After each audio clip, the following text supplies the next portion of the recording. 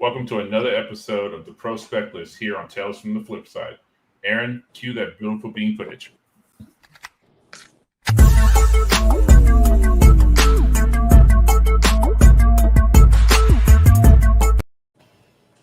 Hopefully I didn't lose anybody with that really old school obscure commercial reference. But yes, welcome to another episode of the Prospective here on Tales from the Flipside. Again, thank you all for being here. Guys, introduce yourselves. Let's start from the top with Mr. Barton Comics. Hi, Steve from My Barton Comics. Good to be here. Red Hood, what you got? This is Red Hood Comic, your favorite neighborhood comic presser. Yes. Go ahead, Tony. What's up, everybody? Good to see you. It's been I've missed a couple of these, so it's good to see y'all in person again. Tony Fix with Blue Green Artifacts. I'm fighting off a cold, so I'm apologizing in advance. I'll try to mute as much as I can, so you don't have to hear me hacking or anything. All right, and I'm Aaron at Yeezy on both Whatnot and Instagram. And I am your host, Chris Colbert at Colbert6218 on Instagram, Colbert's Comics on eBay, aka the Profiteer, aka Dirty Flipper, aka the Speculator Don Dada, aka Mr. Make My Marvel, aka the Count of Monte Flitsto, aka Big Papa Pump and Dump. Just playing.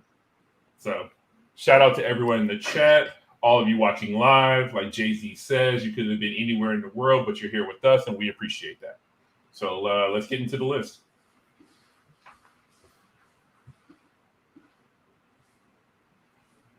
At number 10, we have the official handbook of the Marvel Universe, Update 1989.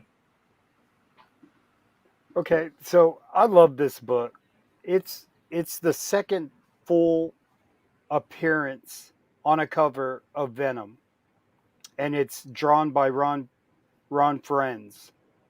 And so, I was kind of looking at kind of books that maybe haven't really gotten a lot of attention, but this is a very early appearance of Venom, and it also has an index in the book detailing his all his appearances.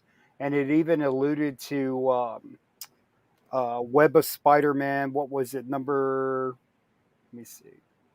I think 19 as a what?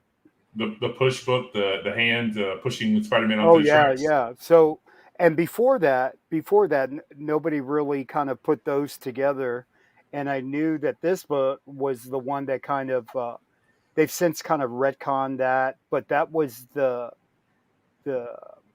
genesis of that character, if you will, by Micheline, right? So the reason I picked this is because they're taking FOC orders for hardcover omnibus of the Marvel Universe and this is going to be on the cover. So, I started looking at it, and it's the first time somebody other than McFarlane, had him on a cover of a book. So I think this is very undervalued. Now, whether this ends up being like a couple of $100 in a 9.8, I don't know. But I mean, I think there's some meat on the bone. It's such a unique rendering of Venom, and for those Venom collectors out there, give this, pick it up. I think it's worth it. Yeah, and you got White Vision on the cover, so it's a White Vision cover, a U.S. Agent cover. Yeah, U.S. Agent. Yeah. And it's probably the first time White Vision and Venom were pictured together, so we know everyone's getting all excited about these meetings, and certainly this makes it a major key.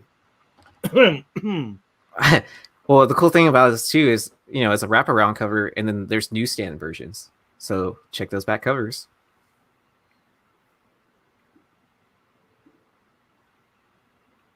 At number 9, we have A Righteous Thirst for Vengeance number 1, the 1 in 25 Tallulah Latay variant cover. So I was being a little facetious back there about the cover, but this one I'm serious about, and thanks to Tony for nominating it. I think this is the first time that we've had a new book. It just came out this week on the list, and I was fortunate enough to get preview PDFs of the first 3 issues. This is a Rick Remender series. It's a murder thriller. If you remember, Rick Remender was the writer of Deadly Class that got made, and he served as showrunner. And this book, it's so good. It's kind of minimalistic in terms of, I'd say maybe in both dialogue and art, but there's so much, such a good drama. It just sticks out from the crowd. So I'm really big on the content of this. I don't really care which cover you get. I just highly recommend you go read it. And it's just like Tony put in his notes, it's easily adaptable. I mean, because it's almost like storyboards. I mean, I know a lot of comics are like that, but this one, you'll have to read it. It's just it's more storyboard than usual for a comic, and it doesn't require CGI or an excessive budget. It's just like a murder thriller. There's no supernatural or fantasy element here. I feel like Image didn't even push it that much in the way it pushes some of its other number ones. So I don't know how the excess of the orders will be. I don't, it's probably a print run of less than 25,000. And of course, Tula Lote is, is having a moment right now. But I highly recommend this or any other cover for Righteous Thirst for Vengeance. Yeah, I was going to say, to come over the top on that real fast. Remender has been great for producing. So the term you were looking for, Steve, was spec scripts. So he basically writes comic books that are spec scripts, like optionable properties.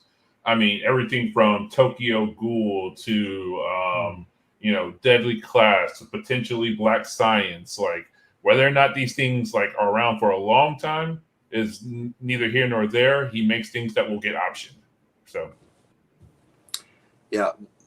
The one fact that was most interesting to me was, if you look at the art, the protagonist is drawn to look almost exactly like Benedict Wong, who plays Wong in the MCU.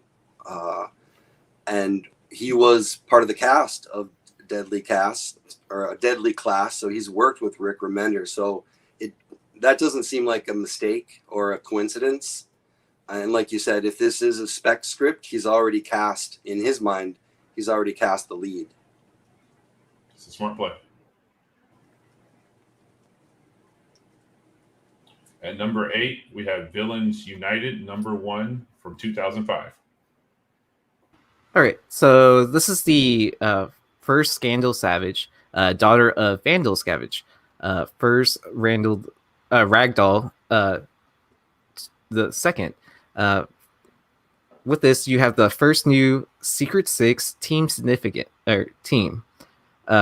There's possibly a Secret Six TV show in the works. I mean, we'll have to wait and find out from DC Fandom, which is only, October 16th, which is only, less than 2 weeks away now at this point. And I'm excited to see what announcements we see from DC Fandom, especially with AT&T now in charge of the DC property. So we'll see if all those in the works projects that were announced earlier this year and then at the end of last year, if those become true, or if they're just kind of I guess smoke and mirrors at this point.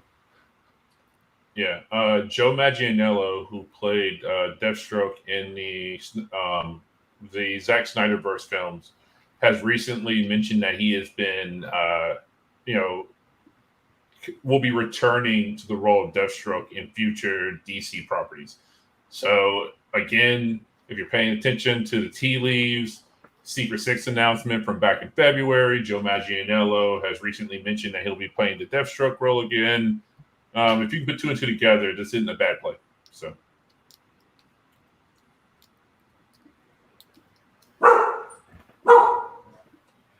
At number 7, we have Marvel 2-in-1, number 61. Yeah, so this was one of my picks about this character who since I picked it, I've actually tried to do more of a deep dive and learn more about it. It's kind of a complicated character, but a character we've seen in the MCU, which is Aisha. Aisha was in Guardians of the Galaxy 2. She was the gold kind of queen of, I don't remember the name of the race, the ones that hired the Guardians of the Galaxy in the beginning to retrieve those or to protect those batteries. And in the end, in the post-credit scene, she was seen with the cocoon for Warlock. Actually, she had quite a few lines and was in quite a few different scenes in that movie. I don't remember if there was any spec around that character at the time. I don't remember that. Aisha has had a lot of names. Her is probably the most famous to Adam Warlock's him.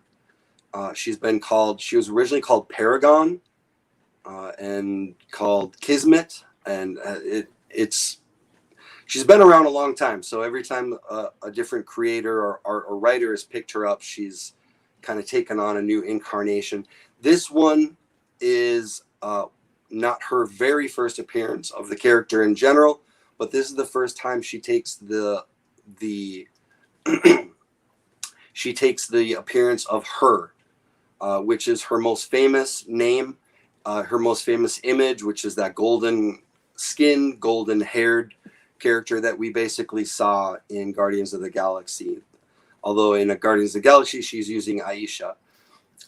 There's another book on this list coming up, so we can maybe talk more about it there. But so this is kind of a minor key, or her first appearance of her. And the reason we're talking about this, we know Adam Warlock is going to be coming. I know there's been a little bit of speculation on whether James Gunn, I think he's been quoted. Somebody tried to get it out of him if Adam Warlock was going to be featured, and he was a little coy with his answers. But I mean, he teed it up in Guardians of the Galaxy 2. If he doesn't come through in Guardians of the Galaxy 3, I'd be completely surprised. And if we're seeing Adam, we're seeing Aisha. So we'll touch on it again in a couple of picks here. Do we have any doubt that Peter Quill's mixtape for Volume 3 will include the classic Another Bad Creations, Aisha? I think that would be awesome. I think there's like 5 of us who know that song, but yeah, I'm definitely an old school ABC fan. Me too. I still wear a lot of my clothes backwards. That's awesome, dude. Picks at Baltimore, it didn't happen. All right. Sounds good. At number 6, we have Doctor Strange, Volume 1, issue number 384, the variant cover. So this was a submission by Jason Shaw. Shout out to our team of contributors. So this is a cover play, but it's a pretty strong one. So the significance here is that it is the first cover appearance of America Chavez with the original Young Avengers lineup. So again, she's going to be appearing in Multiverse of Madness. Almost all of these characters have made their MCU debut at this point, with the exception of Hulkling. Yeah, it's kind of just a no-brainer to get out there and buying these America Chavez like covers of potentially her with the entire like Young Avengers lineup that will probably see its way into live action.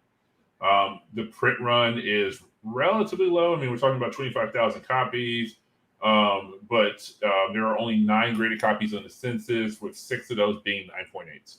So again, Get out there. People have kind of forgotten about America. She hasn't been mentioned really out in the last like 6 months or so, like, you know, publicly, other than her showing up at the premiere of what was it? She was at the Shang-Chi premiere, and so they Marvel YouTube like focused on her heavily when she was there, just to kind of put her back in front of people again. But yeah, those books are out there. I, unfortunately, like a dummy, passed over a bunch of them at my local LCS just today. Yeah, so get out there, buy those America books, because there's money to be made off of books that are probably hanging out in people's dollar bins.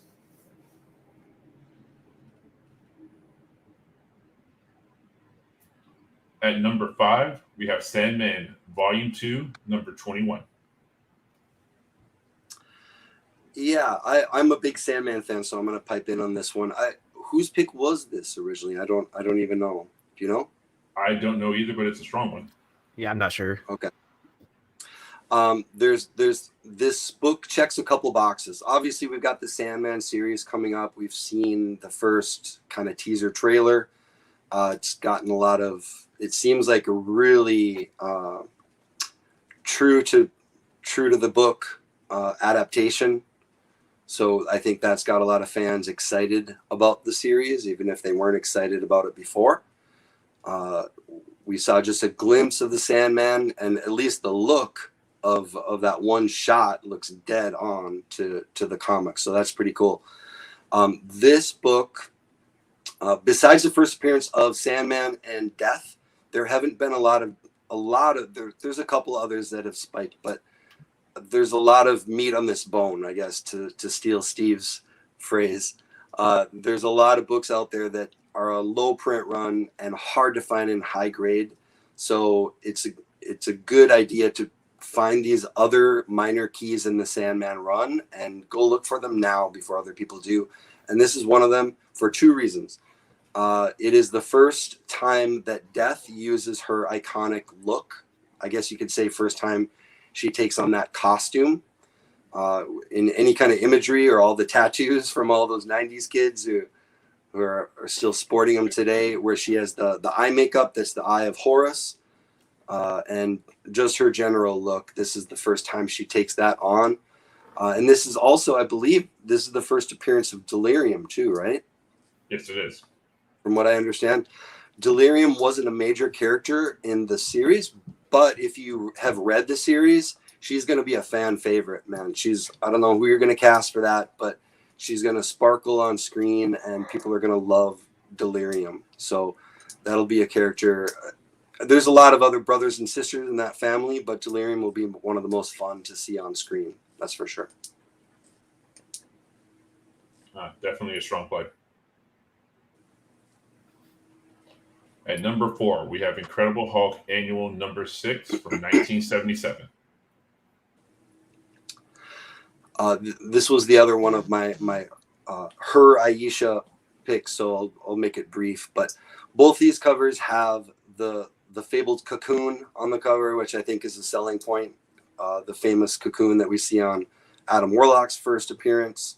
This one, Incredible Hulk Annual number 6, is actually the first appearance of the character ever in general. It's really convoluted, though. This first version of the character was named Paragon, and the first version of the character wasn't a female. It was a male. It just appeared in this one issue and then was put back in the cocoon to finish its metamorphosis. And then it came out later in that 2-in-1 61 as the female her. So if, again, this is all speculation. We don't know what's going to be in Guardians of the Galaxy 3. We don't know if Adam Warlock is in it, if maybe they'll keep Aisha as just a politician, kind of like she was in the first movie. We're speculating. I think if they feature an Adam Warlock, they're also going to include, nowadays, they're going to include a her, which they already have the actress. So it's not that far of a reach. As far as which book is the most important, the first appearance in general, the first time she comes out as a female who looks like that, the first time she takes the name Aisha, which is in Fantastic Four 11 from 1998. Who knows?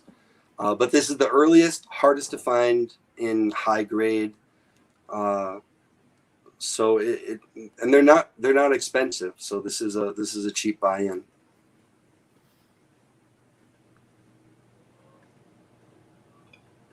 At number 3, we have Irredeemable #1, the second print from 2009.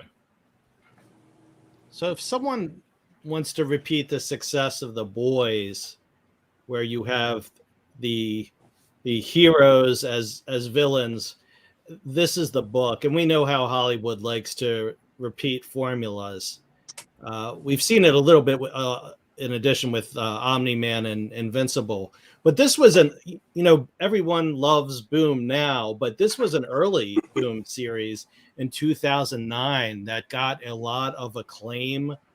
And matter of fact, it was nominated for an Eisner, for multiple Eisners in 2010, and Mark Waid took the award. He won the award for Best Writer in 2012. And a lot of times on this list, we like to look at Eisner winners. This series, it lasted 37 issues.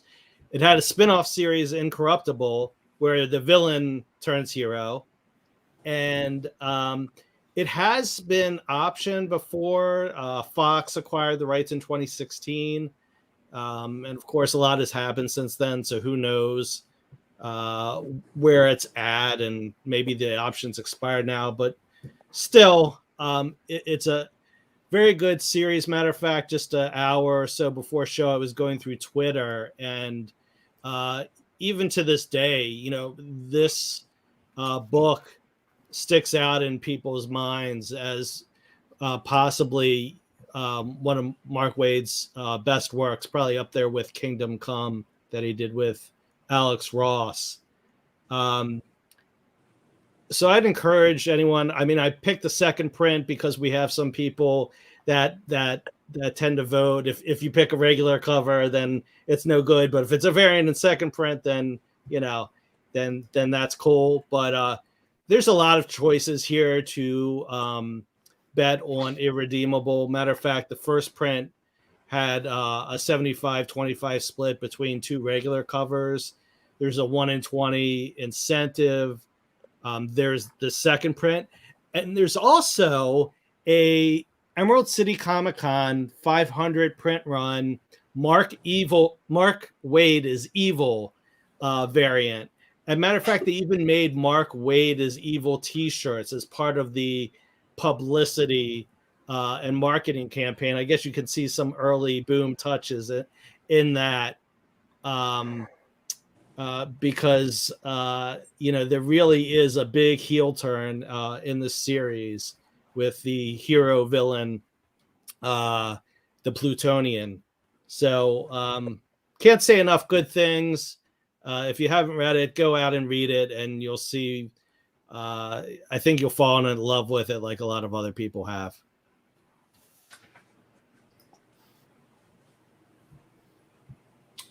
At number 2, we have Marvel Superheroes Secret Wars #3.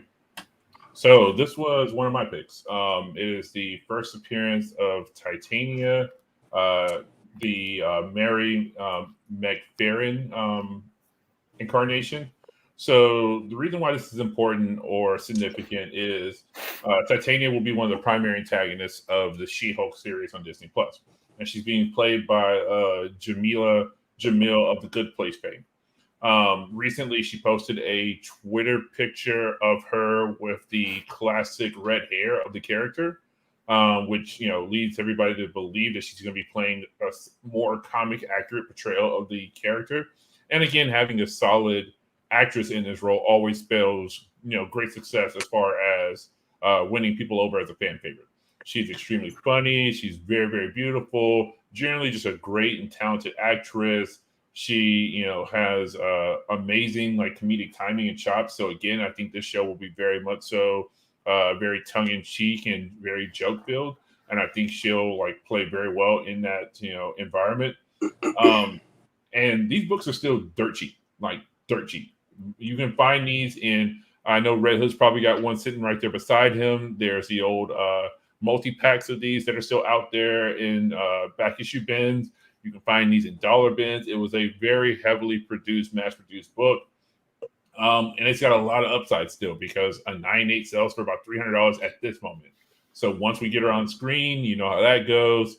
FOMO kicks in and everybody goes out there and wants to have a 9.8 and they're willing to give $500-$600 for one. So again, also there is a newsstand, Canadian, and second printing of this book. So you got a lot of options to find out there for opportunities to be able to find these out in the wild. You know, I love when garbage books become gold. I just love it. I love the fact that these have been sitting in long boxes for like 3 decades and nobody gave a shit. Nope. And now it just means that those high grade copies, even though it was hugely printed, those high grade copies are not easy to find. You're not going to find one in the wild that's a 9.8. You're not. Yeah, because most of these are in people's quarter bins, unbagged and unboarded. So you're gonna go and you're gonna see that bin or that number 3 in the 12-issue limited series. You're gonna pull it out, and the bottom corner is gonna be folded in half. Like it's what happens. Like you always get your hopes up. Your heart starts to beat a little fast. You go flip into the bin, you pull it out, and the whole back of the book is dog-eared. So yeah, I mean they're out there, but it's gonna take some work to find somebody who managed to throw these in a bag and a board and keep them pristine. Yeah, I know, like when my brother was collecting, we would stop at half-price books every so often. He found a full set of Secret Wars, -8, for like $1 a piece. Like, but it was probably like in that fine to very fine condition. But good finds. I mean, people still buy them. That's the thing too. Like with these mid-80s books and stuff, the trickle-down effect. Somebody will buy ACDC 7.5 of this book. All right. Yeah. Let's go ahead and move on to our number 1 book. At number 1, we have Rachel Rising, number 1. So it's kind of appropriate. This is number 1 in the month of October with Halloween coming up. This is a horror series with the sharp writing, wit, and the great art, especially line art, by Terry Moore, who is probably best known for Strangers in Paradise. Just a humble guy. He writes, he draws, he self-publishes all of his books, which are all within the same shared universe that's been coined the Terryverse. I know he's cited in the past. None of his projects have made it to media, but I know in the past he cited this one as the one that's most likely to make it to TV or media. This ran for 42 issues. The characters spun off into Serial, which is a current ongoing miniseries.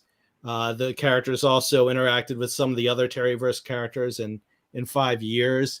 And I think it was kind of a surprised hit.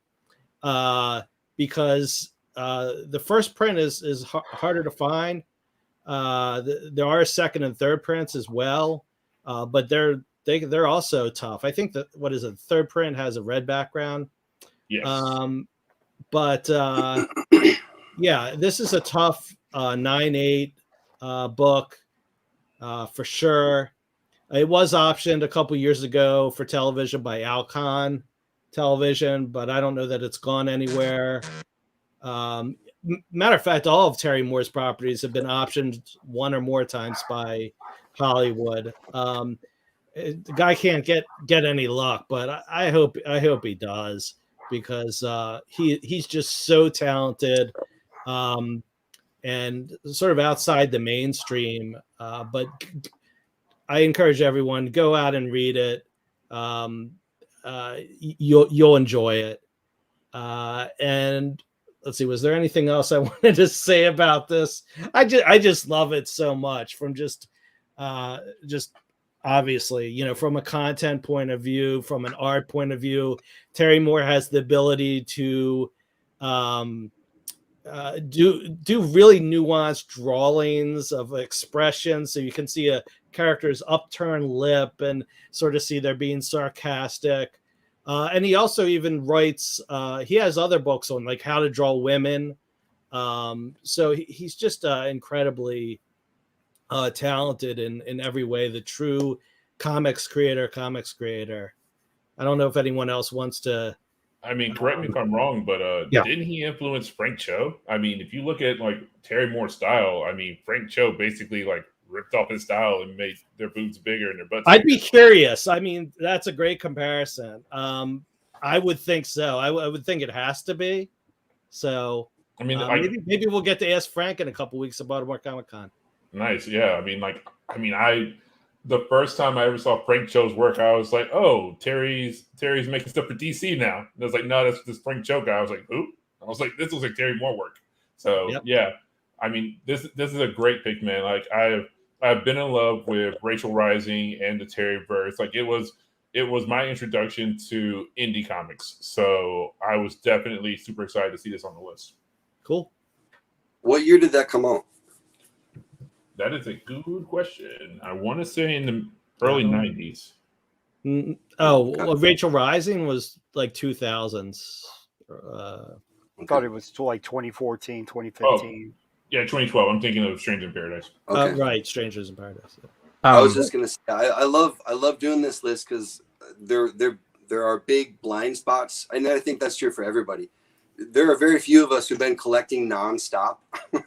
Right. You know, you might take a break for a number of years, and whatever came out in that period, you might not know anything about. So, like Irredeemable and Rachel Rising, I just wasn't even aware of those books in general. So it's nice to learn a little bit about my blind spots.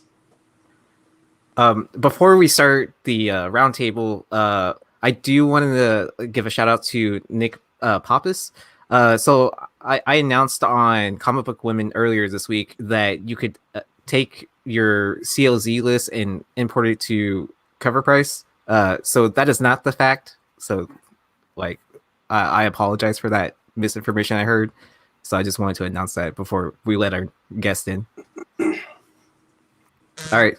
But we have a couple of guests joining us. And Chris, do you want to go ahead and introduce not only our guests, but also what our topic is going to be about tonight? Yes. So our topic for tonight is going to be a pressers roundtable. Coming into the room right now, we have Big Leg of leg pressing.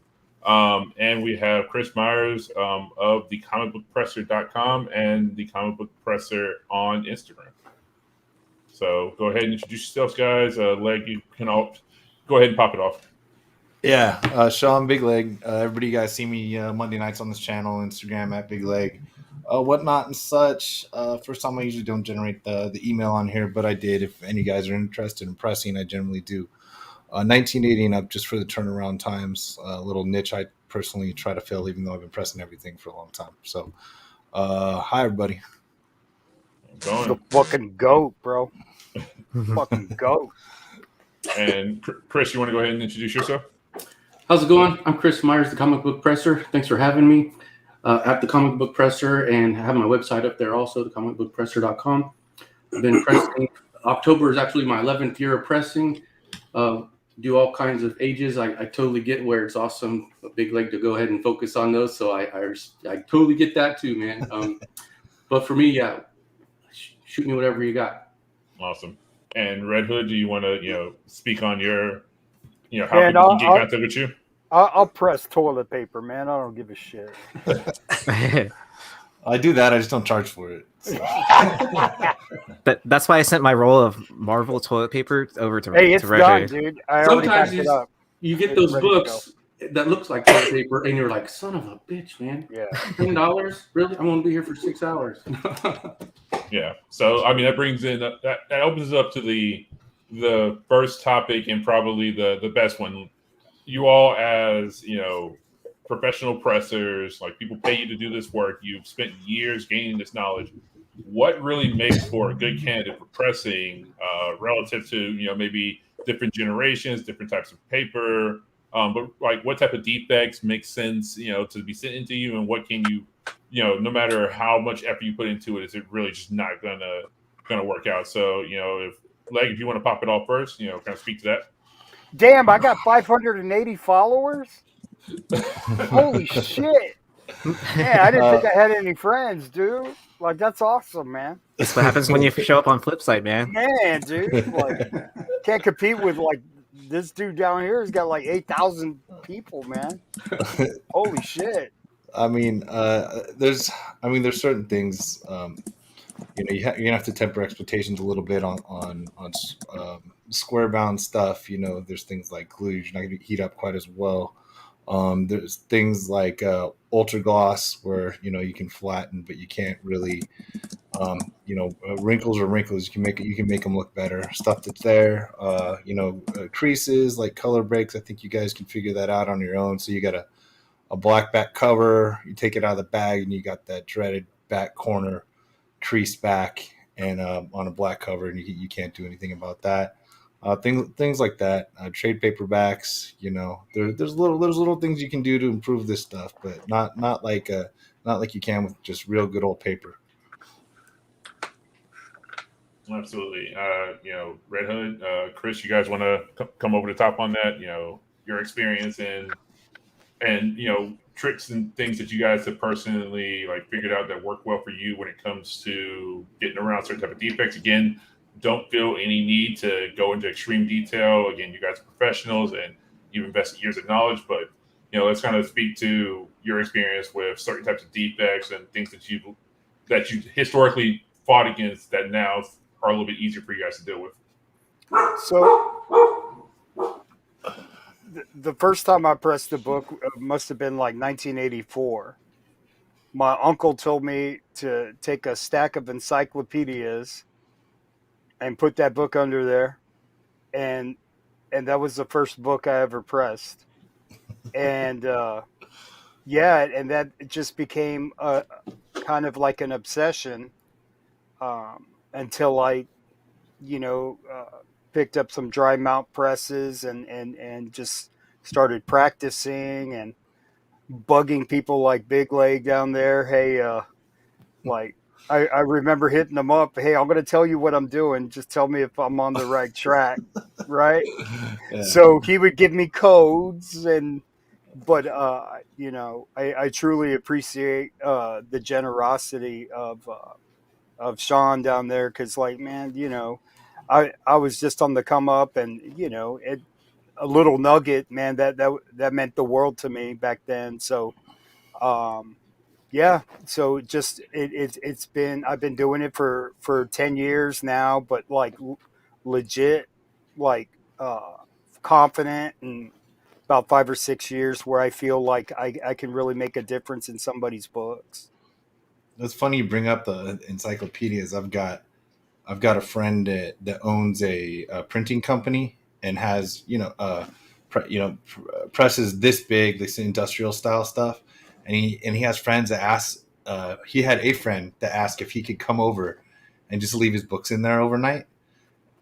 And my buddy asked me, because he has no idea, he doesn't collect comic books. I was over there. He was making a shirt for me.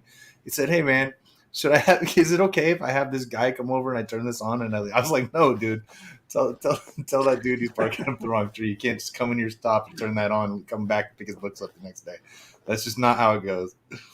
So I guess one thing I would just say is, it is that common stuff. The first thing I always tell people is look for those dents that don't have color breaks associated with them, because that's when you're going to get the pops. Look for the dirt that's on the white areas primarily. I don't mess with too much with cleaning up over color, because you'll see an amateur presser sometimes. Someone sent me an old Golden Age. They always love the yellow Golden Age covers, and it was a professional presser that gave him all these white marks because he got carried away with his dry cleaning and didn't really know better.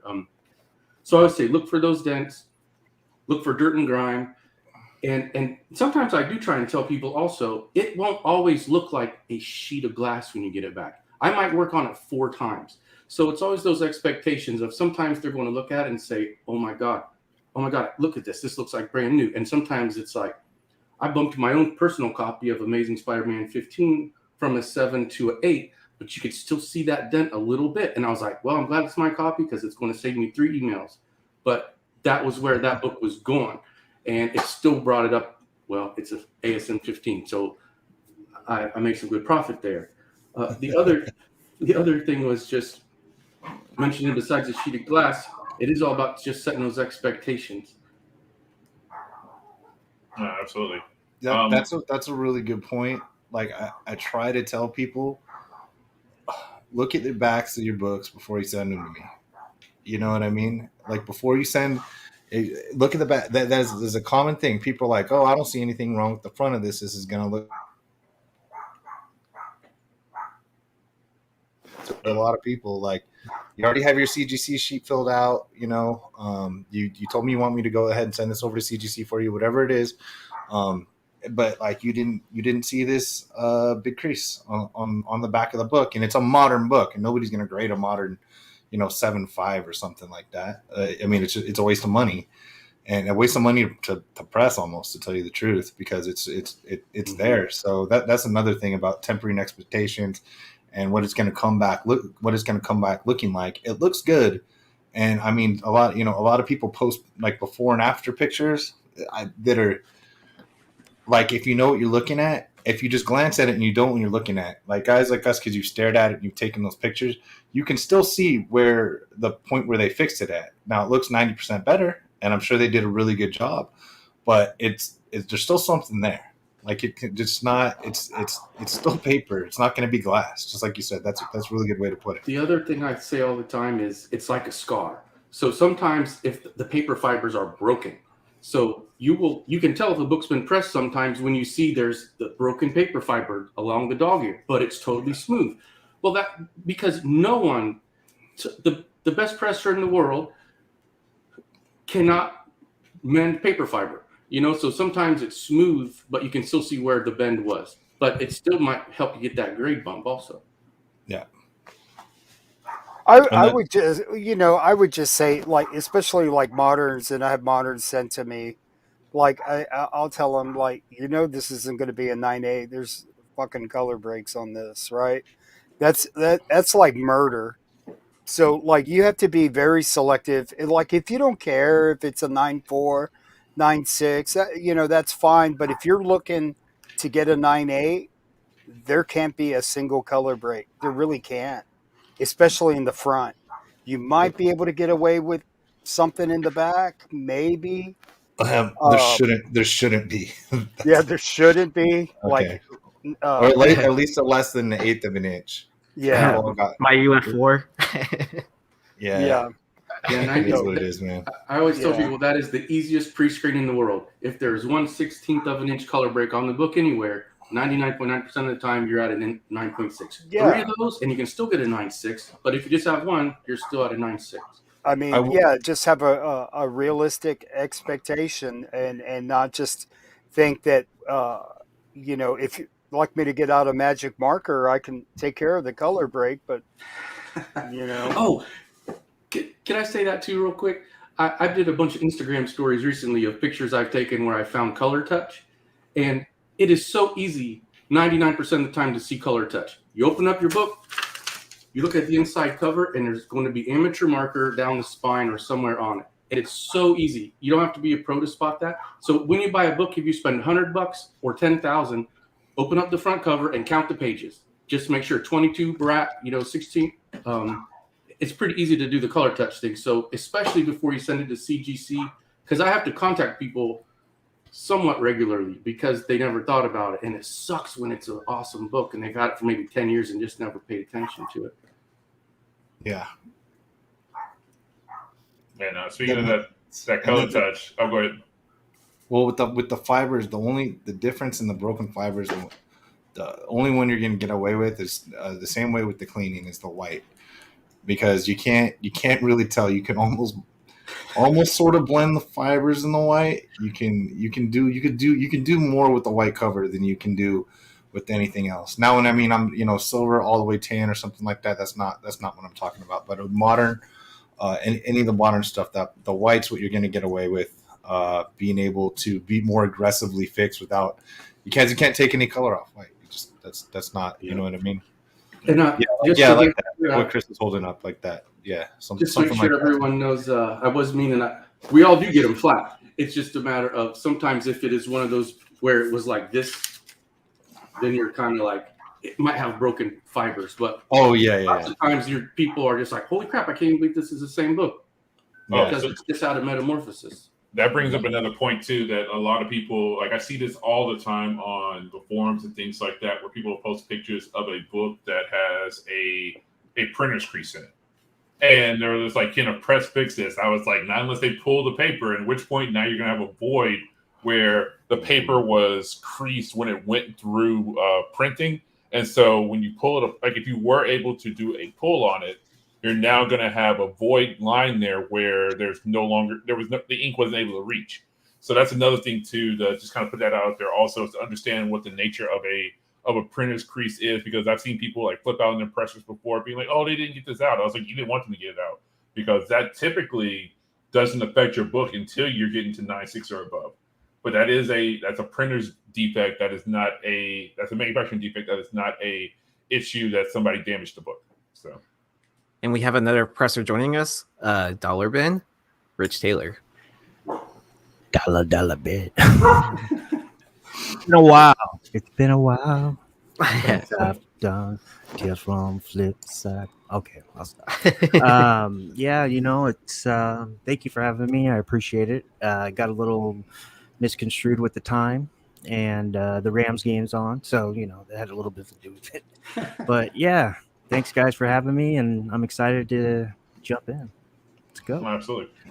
I guess another point that I would love to discuss is the amount of, so the real reason why I wanted so many of you all to come on is because I want to showcase like good pressers, actually, and honestly great pressers who are to many people locally available or more easily accessible than running your books through CCS. With what's going on right now with CGC and CCS, if you send them a book for pressing, you may see it sometime next year. And the reason why that's just, you're doing yourself a disservice, is that you're waiting forever. You're paying bare minimum $10 a book to get the work done. And it's an assembly line. Like, they are cranking books out. You're not going to get multiple passes on it. I have used the services of 3 of the individuals on this panel right now. And I have had instances where they're like, oh, I want to put, your books are going to go out soon, but I really want to put this back through again because I think I can do a little bit better on this crease or this dent or this defect. So that is something like you're just not going to get out of the CCS. So yeah, like that's why I'm a big supporter of the independent presser market, is because when you find people who know what they're doing and have a passion for this, it's really the difference between going to Walmart and going to, a boutique, clothing store. Like, it's a night and day difference there. So yeah. What did I do for you, Chris? So you had an Eve book, right? The variant. Yep. So and I didn't like it. It had color rub all over it. Yep, I ordered. So he straight up bought me another book. Like, just bought it and submitted it for me. So, I mean, that's the type of quality that you're just not getting out of a CCS. They're not. Nobody at CCS is going to be like, hey man, I'll spend $10 to get you another copy of this book because I want you to have a 9.8 on it. So. And I mean, I had an issue where a book went missing in CGC's possession. Chris fought tooth and nail to make sure that all of the documentation and all the paperwork was there to make sure that they were held accountable for that book going missing. So yeah, I mean, again, you're not getting that out of CCS. CCS is like, what book? I don't know what you're talking about. Like that, we never had that.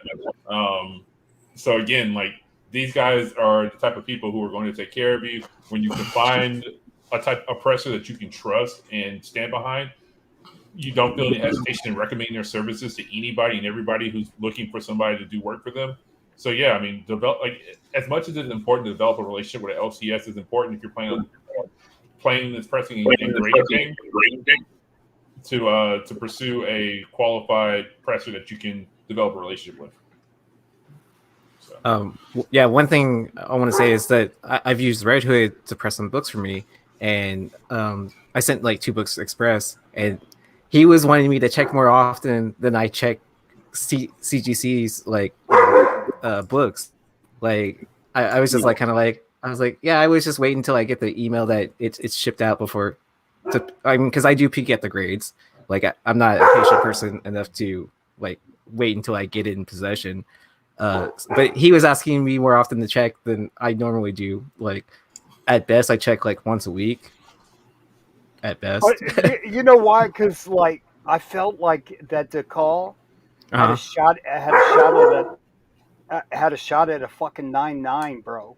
Oh, that makes more Yeah, sense now. Okay, yeah. And I was just like, dude, I think this is a unicorn, bro. And and I was legitimately, I got a 9.8, and I go like, oh, okay. With them that far behind though, man, I'm with you. Every once in a while, I'll be like, hey, this really should be a 9.9 or a 10, and then they're so behind trying to cram in things that there's just no it's just unrealistic to expect that from them. I mean, you're gonna see them. I'm seeing them from CBCS. I don't know if that's like a selling point or because they're taking more time to grade stuff, but CGC's turnarounds, as far as I can tell, are finally back up to normal. So that's a good thing. That's what I'm getting from people. There's little workarounds to get your books through there also. I got books back in 2 days and books back in a week. So that was good. You got to pay a little more for it, but it happens. And I just the 9.9s and 10s. Like I mean, I can't tell you. It's just like you do a 9.8 pre-screen, you're never going to get a 9.9. You're going to get rejects and you're going to get 9.8s, and that's it. And then, and to be honest with you, that CBCS, I hate to be this way. It's more the dealers I see getting 9.9s to be like that submit a lot of books. I just don't, man. I just don't see it that often. So I just temper your expectations. And that's why I do think some things, even if you're going to count that defect down a little bit, if you're going to say 8th inch or 16th inch, something like that, it shouldn't be a 9.8.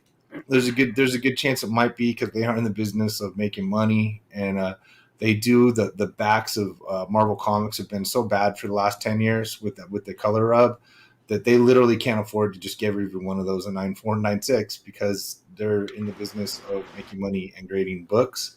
And so they tend to overlook that to a degree. You're not going to get a whole line of color rub or something like that on the back. But I mean, a 10-year-old book that floats around on a bag and board that finally gets graded, it's just it flakes off on that cheap paper.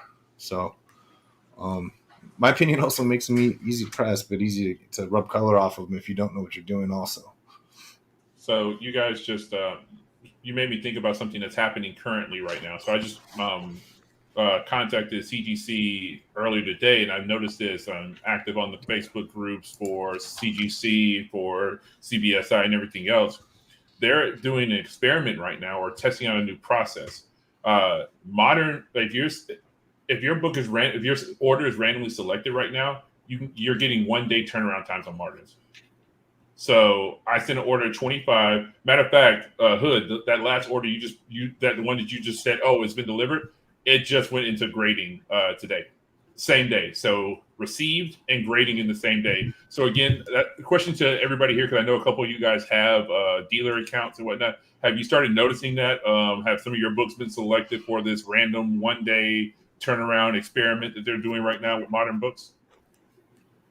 I haven't been in a few weeks, and when I sent some of the books as what's the walk to what's the 3 day or whatever they have the $100 here, Express. Yes. You put EX on the box. They all got checked in. They got there Monday, checked in Tuesday. The Express shipped by like the next day. And then I put the other books as Modern Fast Track in the same order, and they shipped on that Monday. So those took a week to ship. And they checked it in with that Express. They checked it in the day after delivered also, which is as best as you can expect. I mean, they're human, So I actually, I just submitted my first 21 book submission. I broke my cherry, so to speak, Congratulations. The other submissions that I have had experience with were singles, doubles, triples, all for myself. I've been pressing for a long time, trial and error.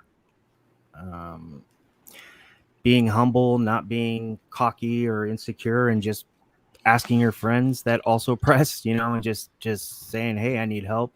That's helped me a lot. Guys on this team have helped me. Jessup has helped me. I was just doing a 20 book submission for Steve because Sean was backed up. I did it for him for free because it was like a trials, because it was my first big, my big submission.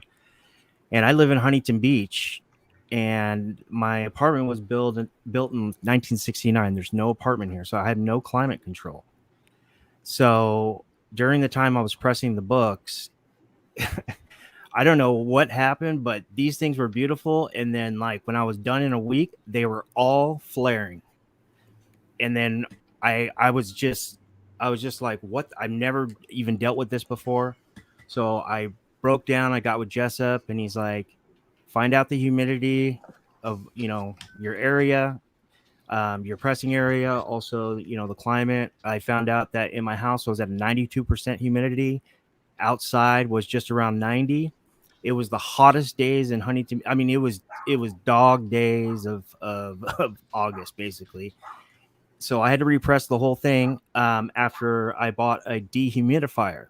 The dehumidifier, basically, they pitch up to like 65% of humidity out of the room, but it actually only took like 35 to 40%, but it made a huge difference. I mean, it was just one press, boom, boom, boom. I mean, there was a couple books that got a little bit of stable push with no white spots, but after that, yeah, it went pretty smooth, and then I shipped them today, so pretty pumped on that one. But yeah, just as myself, I've bought.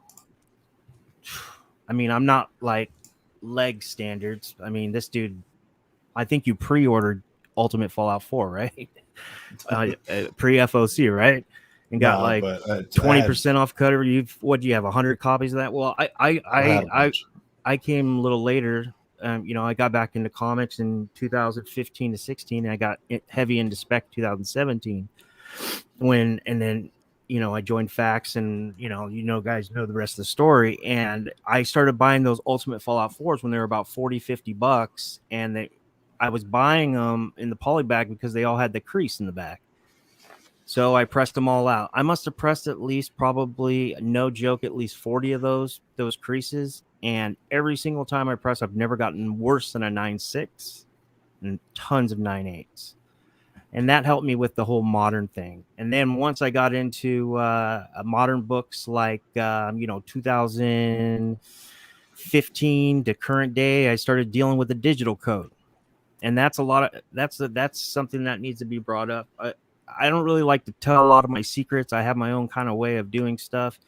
But this is a little bit of cornbread in the sense when you're pressing is that, there's a digital code in these new modern books and DC books, and they need to be protected.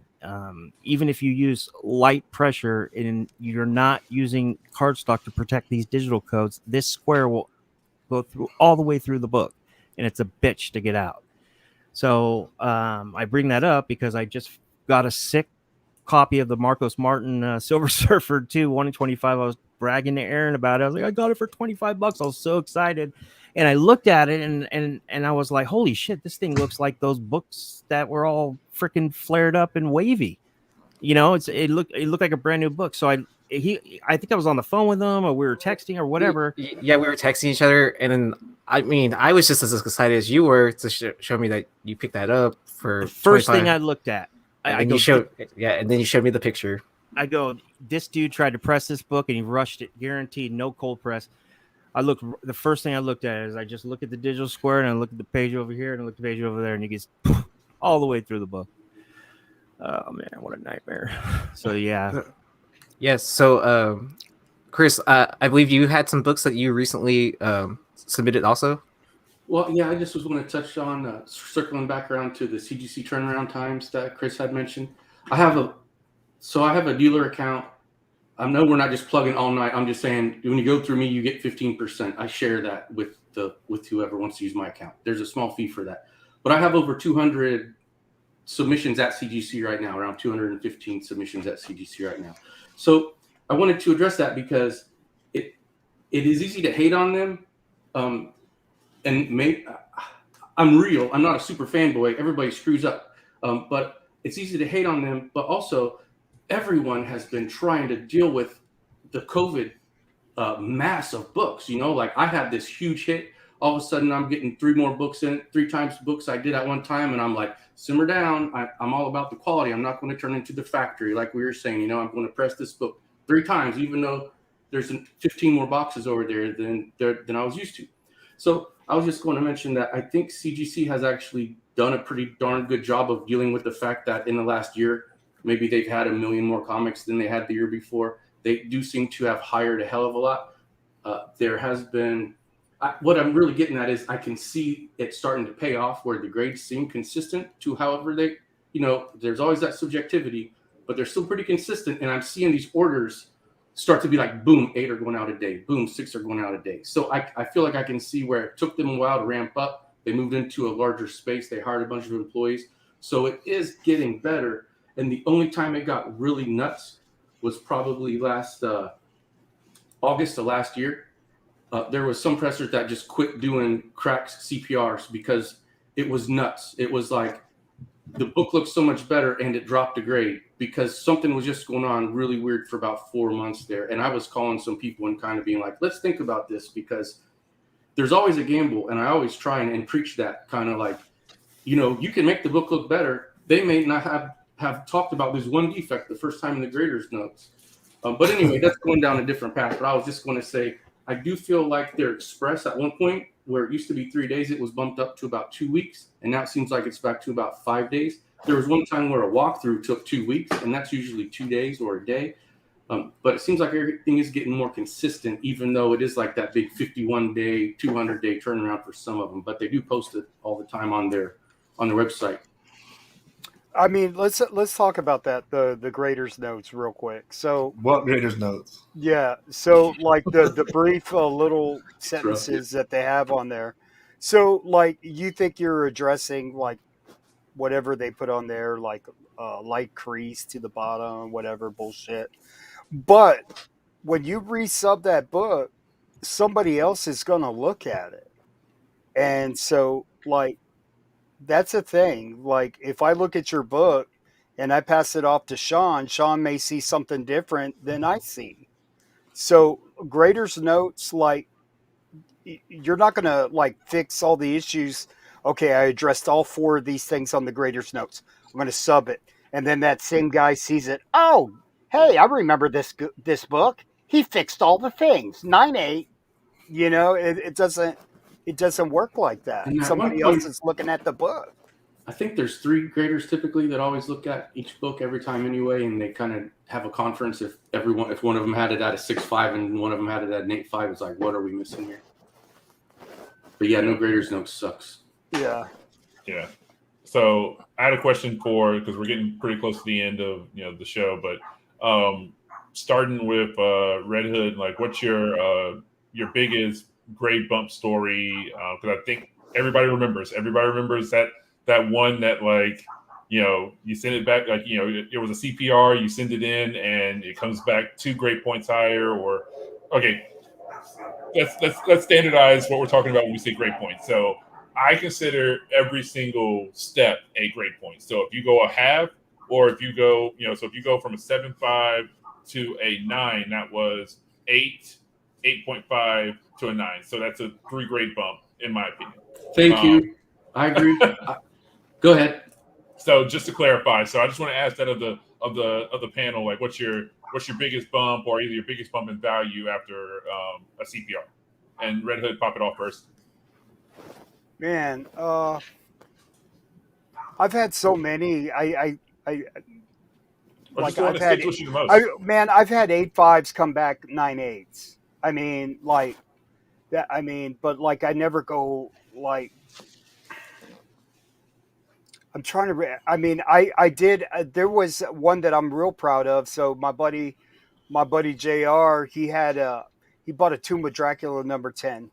And it was like a dish rag, dude, and like it was. And I posted pictures on my IG. I mean, that book was shit, and that book came back a 5, bro. he paid like $20. I wouldn't have paid 10. And that book came back a 5, and I took my time on it.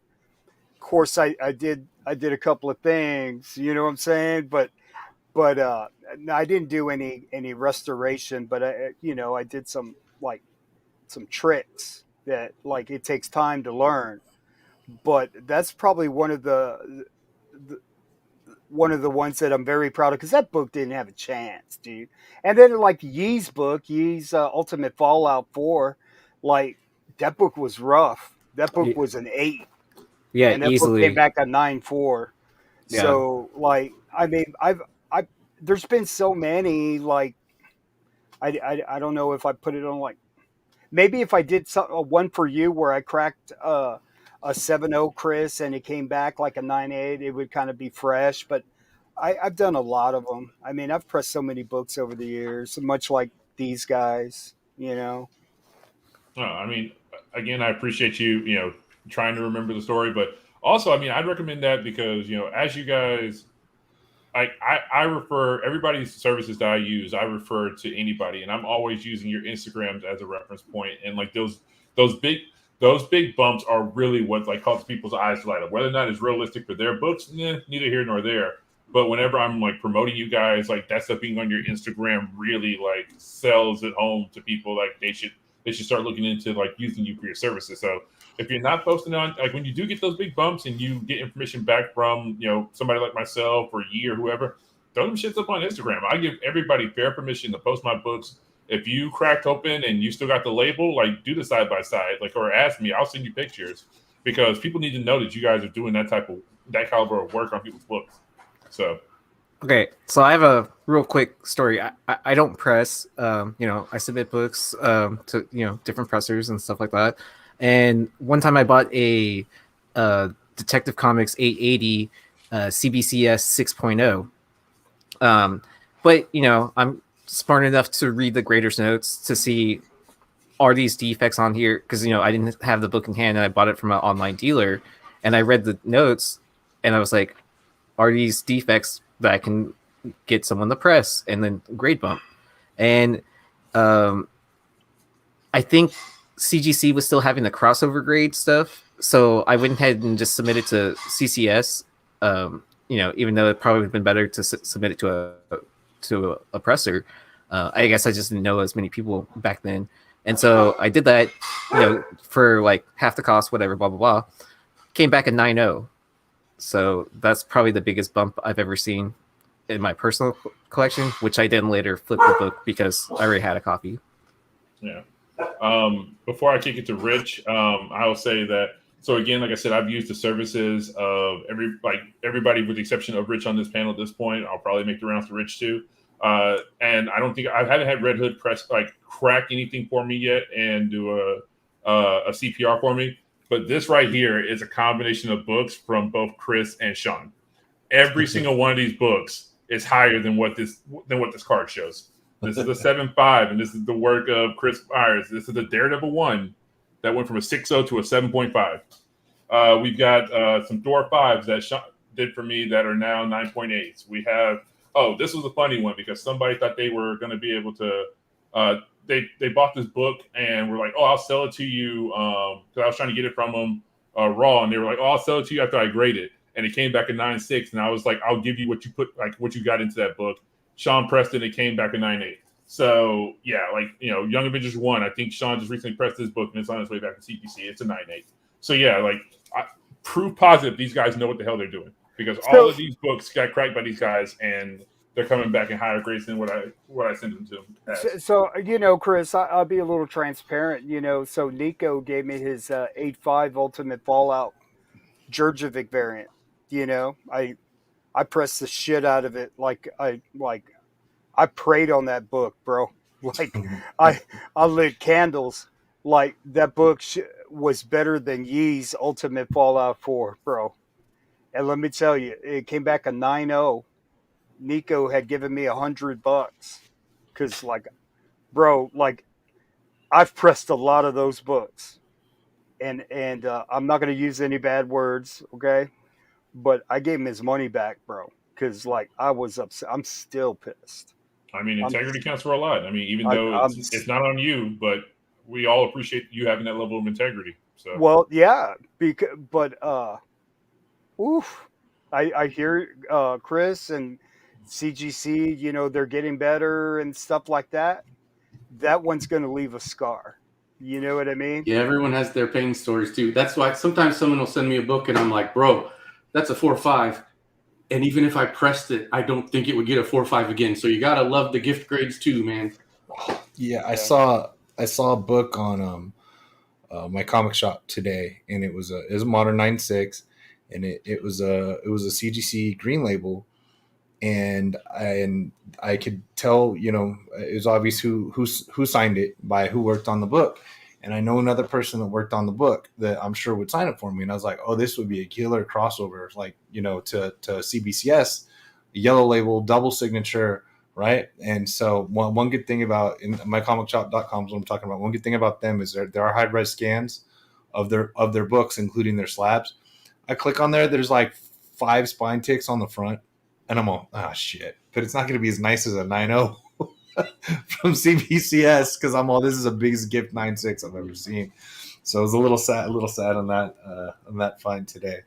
But yeah, and you know what? And I have people that I'll be like, look, I'll open this thing for you, but I'm telling you right now, this grade is right, and I can't fix color breaks. Like I don't know what to tell you that this you know, but I can see the white fibers showing through the green cover. Like those are pretty much staying there. And I got some people that say they want to gamble. Some people say take it back, and some people say I don't see anything wrong with this. What I tell people is I say even take a big light, like even your phone light, and take a bright light, or you know, in your room, whatever you have, and look clean through that slab, and just be honest with yourself. Don't just look at it in like, you know, your living room and be like, no, this is perfect, I'm screwed, I'm gonna fix this. It's not always possible. And traveling across the country, whether in a slab or in a bag and board, back and forth over and over and over again, you're risking that much of it. If you're not that great at shipping it or something, you're risking that much of a damage. So for the CPR, I mean, temper your expectations a little bit. The grade might be right, you know, but some things are worth it, you know, just the dollar amount. You know, we've all heard the stories of, you know, Journey and Mystery 83s getting pressed, or not pressed necessarily, but graded 6 times till they finally got the value they wanted. And that value bump being, you know, definitely worth, you know, 10 times the $600 they spent to grade it 6 times. So, you know, they can go hand in hand. Yeah, I see exactly what Sean's talking about. You just have to accept the grade. That's probably the best advice I've heard in a long time. And you know, I'm an example of that. A really tough book is Century 1, cover A, that black book. Oh yeah. I have seen 9/8 of that book that are dog-eared and have that spine stress that, like in if it was a Young Avengers 1, there would be grader's notes. It'd be a 9.6, and it would have said stress on the spine. You know what I'm talking about, right at the seam. You know, I've also seen the same kind of cosmetic damage that cannot be fixed, and it ends up being a 9.2. So, you know, I mean, you know, you can only do so much. But on the other hand, I have a full-blown portfolio of the books I've CPR'd. So you can follow me on Instagram at _DO, the number 1, L as in Larry, A as in Apple, R as in Rich, _ DM me anytime, morning, noon, and night. I usually get back to you within the hour, even if it's the middle of the night, and then shoot me your email, and I will shoot you my portfolio. Yep. Sometimes you just don't win. Oh yeah, I just picked up 2 of those raw, really nice copies. Damn, dude. Sometimes you just don't win. How much did I get them for, Aaron? $10 a piece. Remember I showed them on my IG. Yeah, oh yeah, yeah, yeah. No, You got I him for actually 10. got him. Yeah, I got him yeah, for 200. yeah. I know. but But that person, yeah. Well, I'll let you tell Yeah. the story. I just Go- had go my ahead. sorry. I just had my biggest value bump. I've had a lot of 5-point bumps. I do it like Chris, and I always get frustrated when people get into the linguistics of like, no, an 8.5 isn't a grade. And I'm like, it's a grade, so that means it's a grade bump. But I just put bump now. But I've had a lot of 5s, a couple 6s, a lot of 4s, 1 7 and 1 8, which was my biggest one. But the biggest value bump I've ever had was recently. I think it's my latest post on my IG, and it was an X-Men #1, Volume 1, from a 3.0 to a 6.0, and it bumped up $31,000. Nice. So, yeah, they're not all like that. And I had a lot of people sending me X-Men pictures, and I was looking at the others, and I'm like, no, this copy, maybe it'll go up to a 3.5. So of course I try and tell people that's 11 years, and that's the highest one I've ever had. But I even had the guy send me a picture. He was happy to do it. He said he would have named his first kid after me if he didn't already have kids. But he sent me a picture holding the book because I wanted people to know that this was a real thing and that the book bumped up 31 grand. And he wrote a nice testimonial for me too. Very nice. Oh, yeah, that reminds me. That's awesome. Congrats. Make sure you send me the label back for Nice the. work. We won't name the book until it comes back, and I can show it to the audience. But make sure you send me the label back for the big boy I just sent you. Yeah, I will. Thank you, Remo. So, let's say, Leg, you want to, if you got one that you can think of that you want to mention? I honestly can't think of it, and to tell you the truth, a lot of it is because they'll tell me after the fact, and like it's like if you don't physically crack it in your hand, you're just not gonna remember too much, or even sometimes people don't necessarily tell you. I'm generally pretty careful about what I submit on my own personal stuff. So I haven't had too many that have gone more than like one or two grade bumps if I've done it for my own. And it's funny because people tell me later that well, I cracked that. This was that. Do you think that improved on this? And I'm like, well, I'd like to hope so. You already cracked it, so you better. It's gonna get graded now. Like I don't know what to tell you. That's why I always try to tell people, look at the back of your books, look at it, look at your stuff in bright lights. I really try to tell people what can be helped and what can't be helped, or what I can help or what I can't be helped. I'm not into, there's super invasive techniques that people can use. And I feel like people want, like you were saying at the beginning, they'll want glass, or they want a 60-year-old book to come back white, and I don't find that to be realistic. I don't find the techniques necessarily that you might need to get it there to be something that I want to personally do, and I don't have a problem with doing it to someone else, and I've worked a lot on it.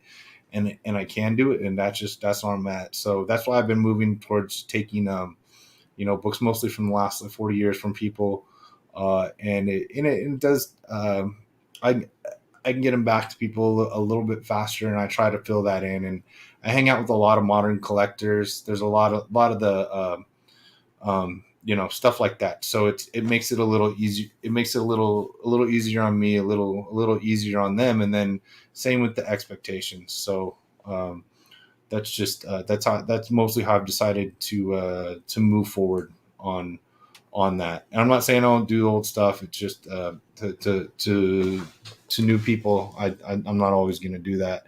And I think some of that is just like the expectations that are being set that I feel sometimes are unrealistic out there. So Yeah, Absolutely. and it's like you want to be a presser. I mean, you've got to practice. I mean, like you're not going to get the magic code or from any one of us. Like you've got to learn the techniques and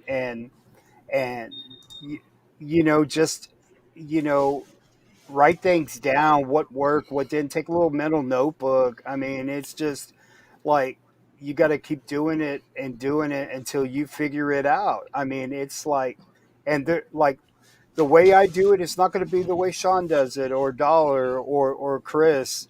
We've all got our own little niche that gets us, to what we think is a better looking book for you. But you've got to practice. I mean, if you really want to do it. I mean, Chris has been doing it for like 11 years. I've been doing it for a while. Sean's been doing it for a while. I mean, it takes time to get better. I mean, I still learn, so. Man, you nailed that. I'm going in my 4th year, and I still sometimes I go through these like almost like writer blocks, where I'll just go through like a little streak, like a book that I just so confident on, and all of a sudden I just cannot get the fibers to do what I'm trying to tell them to do, and then I beat myself up over it. Next thing you know, it's a freaking dry day the next day, and everything's cherry. But I mean, if I was going to leave this show and offer one piece of advice, I would, and you were looking for pressers. I mean, I would ask for a portfolio, and if they don't have that, because a lot of guys don't like to take pictures, or they just don't have the time to do it, ask for referrals, like for Sean or Joe or myself. Just say, hey, who have you pressed for? Can I talk to them? Or, can I see, and they'll point you in the right direction. That's probably the best advice I could give somebody looking. Yeah, and to be honest, from Google Plus days onto years and years on YouTube here, and developing so many comic friends. To be honest, that's being just active in the comic community basically daily for about 7 or 8 years. That's how people got to know me, can see my work, see my friends, and that's generally how they contact me. Hear me say stuff like this, and I mean, it's at this point, I'm definitely not saying never, but I don't have a website. I just have I have clients, and I get more clients. You know what I mean? So it's just that. Rob was mentioning who else has done forums besides, like, I have pressed about 15 Panini books, moderns. So yeah, I do Rob's old forums. They tend to work out. They're kind of fun. Yeah, they are. God, they're all over the place between size and consistency and the paper. You're gonna have to try, if you try easy a little bit, maybe go a little harder, see what you're working with. I got some of Pee Wee's forums. I'm gonna. Yeah. And I've done some foreigns pretty regularly. And the other one, though, that's trickier than the foreign is the rando Kickstarter. And you're just like, this shit looks like it was from Kinko's, man. Like 15 years ago, there was 50 copies made, and you're just like, do I even add heat? I don't know this is crazy. Like, so sometimes you're just like, let's talk. I don't know about this one. But I wanted to hit real quick on Red Hood, man. That I don't usually tell much of anything of the way I do it. But I know we all do it really similar, but it's always those little differences that we've developed through the years. But I do tell people, take notes, because, man, I was a mad professor for years, and my wife would get frustrated because I was just out of the room with her doing my thing for so long. And finally, it was just like notes. How much heat? How long was it in the heat? And also, I humidify everything. That takes extra time and extra effort, but it's worth it because that resets the fibers. Yeah, bro. So then when you add, that's like the total novice. No disrespect to anyone that doesn't do that, but you start out kind of because it's easier. You just add the heat and the pressure. Right. And then it's like to level up, you add the humidification. And so then it's like, that's when it gets really hard, especially when I was just in my garage, like this temp. Because the humidification is all about time and temperature. Like, so like if you want to get down to the science of it, I mean, I had a conversation, like I was on Yee's show, what was it? Comic book food chain. Food chain. Yeah, we just had like questions for Red Hood on pressing, and then like we had a creator on there and a retailer, and we just kind of asked some questions about pressing, and then the question was like, is this book pressable? So honestly, like, so paper's made out of water, right? That's how it's made, right? So Like, and I was telling the guys, like, you could tell if a book has been like overpressed, right? It's light as shit, right? So when you want to get that book back to kind of like, you got to add some humidity into it, man. I mean, like, these guys, like, I watch them on YouTube and they just throw their books in a heat press. And, I'm not going to say the YouTuber that has a show, but, and I talked to Sean about it. I said, this guy, he goes, I'm going to tell you guys how to turn every 9.6 into a 9.8. And it pissed me off, man, I because, just changed the like, channel, dude. I don't... yeah, well, like, me, man. Like, I fight with Green Power Rangers, bro. Like at a comic shop, bro. Like, so I told him, dude, you're gonna make people fuck up their books. That's what you're Yeah, gonna do, because they're gonna think it's that easy, like putting it on an ironing board.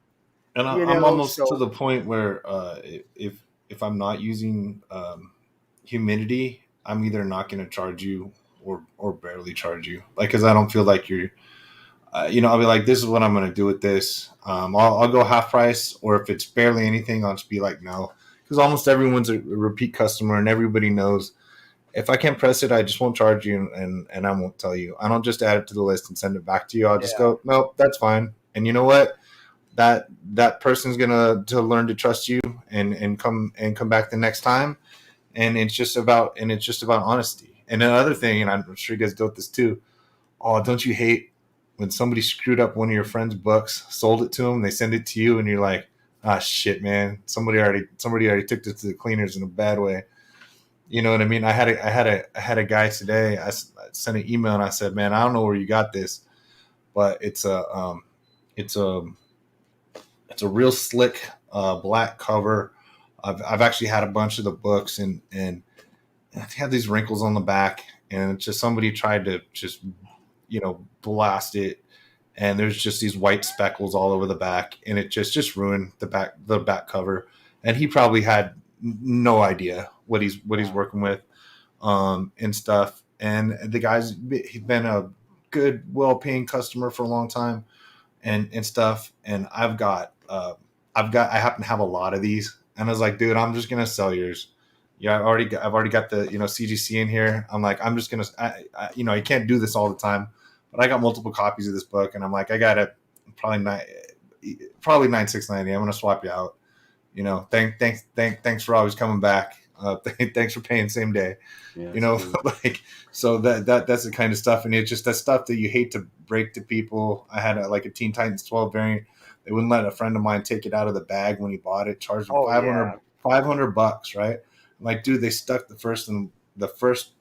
cover and the back cover. They stuck to the first page, dude. I was like, someone just someone over humidified and then melted this thing together. Now, I could peel them apart. I made it look better than when he got there, but I'm just like, there's only so much. You know what I mean? The damage is done here, and I just feel bad. So yeah. Like at the end of the day, all we have is our rep, man. Like, that's all we have. Like, so yeah, it's better and it feels better, if you're upfront and honest. Like, you sent me a whole bunch of books, like I think 10 of them. I told them, man, you don't need a press. You're good. Yeah. And I'm not going to charge them for them. And like Chris, I bought him a book. Well, and I have a big pile of books I'm about to send you your way, probably after Baltimore, to be completely honest. I mean, for myself, I probably humidify. Probably, I guess that's probably not good to put a percentage, but most of the books. But the only time I use the tank is, golden to early copper. I mean, anything else I typically just localize, cut out or, But I mean, it's just, I don't know. I don't know. I've talked to multiple friends, and they're like, "You're fucking crazy to do that with a modern." But I mean, I like localizing humidity. I just don't like the tank with that glossy cover and the glossy interior pages. I just, it's just weird shit happens, and it just ends up being more work. But I will say this: Thank you, Boom Studios, because I love your cardstock on your freaking covers and those pages. Those things are easy to press if there's no color up. So there's been one kryptonite, and I don't know if any of the guys, but that Kanto #1, dude, motherfucker. I was just thinking that, motherfucker. There had to be a sliding exact scale bend for that. you're talking about, yeah. So dude, you can just get it flat. That's about it. Yeah. When Nico, Joe, not to interrupt you, but before you continue, when Nico interviewed Matt Nelson for the first time, I was in the live chat and I was like, I need to know if there's a sliding scale on Canto 1. And I was talking about that because Springman and Santa, I mean, all these guys were just busting out 9/8, and everybody's like, what? And I'm just like, it's all the same damage. Nope.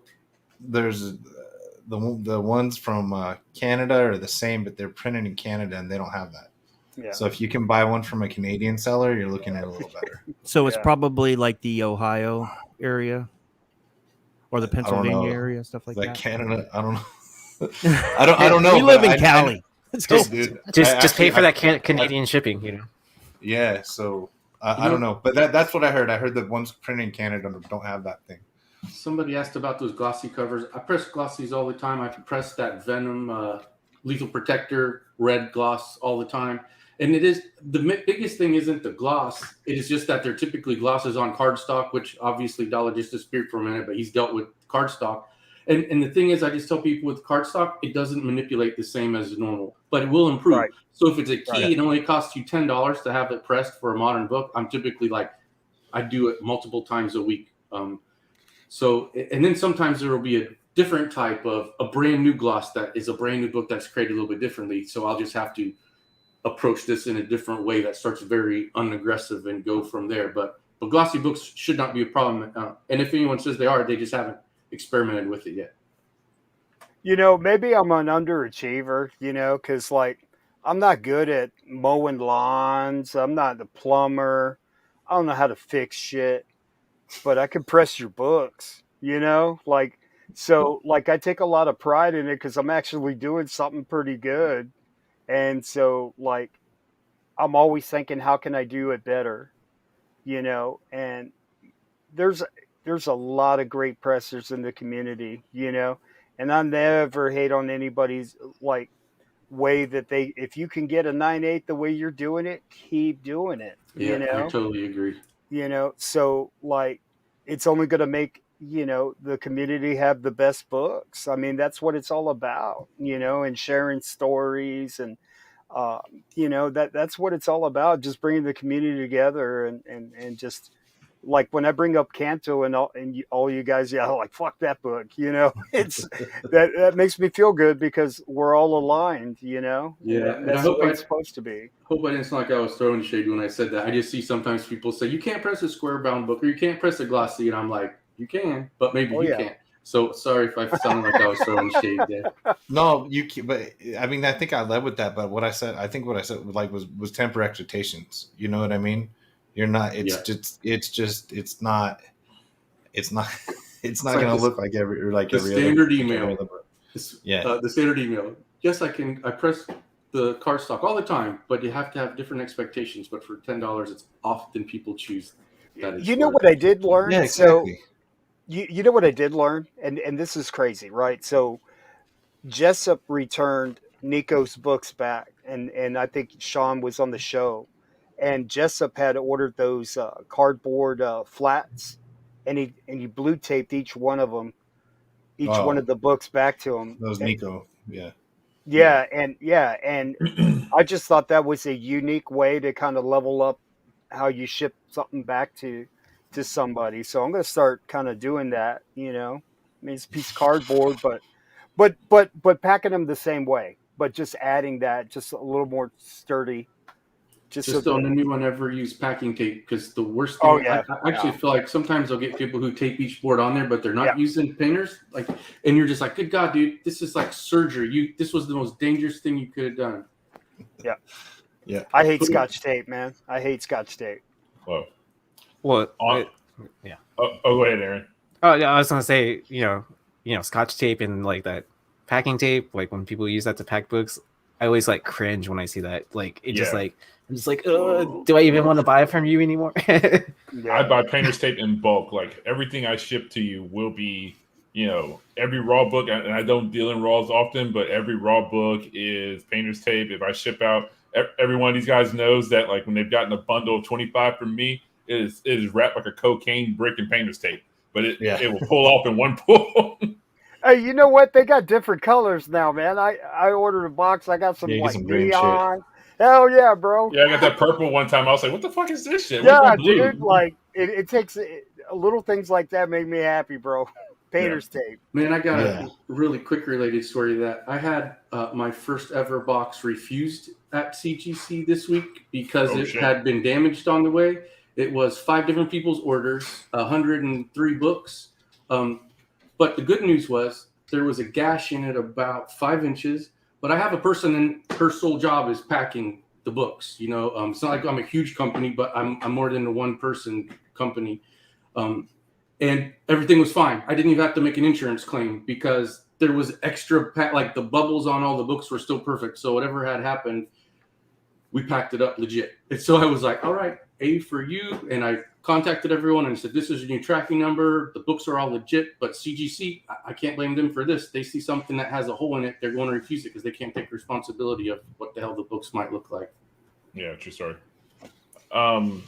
So it's getting a little late. I know we have some East Coasters on the call. So this will be the point where we will, shut it down for the night. But I want to thank all of my panel guests, both on the list and for the roundtable. Thank you, Dollar. Thank you, Red Hood. Thank you, Big Leg. Thank you, Chris. Thank you all for coming on. You guys are phenomenal at what you do. You're great people in general. I appreciate being able to call each and every one of you friends. And I've got a stack of 25 here, or a stack of 23. I need to add 2 more books to it. And whoever's got time to press them, one of y'all's getting these books. So again, to all of the people who have hung in with us for this last hour and a half, I appreciate you. Thank you for, spending your time with us and learning from some great individuals. Definitely patronize every single one of them because they do amazing work and they're just generally some of the best in the business. Don't forget to like, comment, subscribe, all the YouTube things. Follow us on Twitch, on every other streaming platform that we're on. Definitely support the Tales from the Flipside Instagram, all those things. And does anybody else have anything they want to say before we shut it down for tonight? Yeah, just real quick. So next week for Dealer Flipside, we're going to be changing it up a little bit. And then I'll just leave it as a surprise. So it won't be our typical show, but it'll still be, we'll say, within the same realm. Thanks for putting this together, Chris. It was fun. Nice to meet you over there, my man. That's it. This was cool. At Big Leg on Instagram, Whatnot Sales and stuff, and that's my email address. So thanks everybody, appreciate it. Good to see everybody. Yeah, thank you all for having me, man. This was so much fun. I'd never get to talk pressing with someone else, so I could that's why it's so easy to talk. I could go for hours. So I appreciate you guys all having me. Absolutely, man. Yeah, man. No, I just want to thank Yi and Chris, for trusting me with your books, man. It's humbling, that's for sure. Those are your babies, so like when I get a book, I treat it like my own book, man. I mean, that's kind of like always been my, and you can make some good money out of it, but like if you start acting like you're a business, bro, like you're not going to get that TLC, man, that the books really need, so I mean, it's kind of one of those things that you've got to put it may slow you down, but do the right thing, if you're pressing other people's books. Absolutely. Well said. So on that note, we will bid you all adieu. Aaron, hit us with the outro.